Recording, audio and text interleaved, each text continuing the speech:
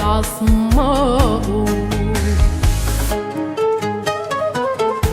وحديقة الفرقان ضاحكة الرباع،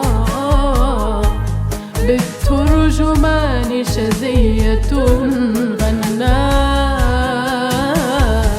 والوحي يقطر سلسلا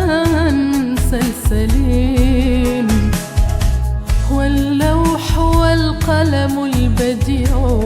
رواء، نظمت أسامي الرسل فهي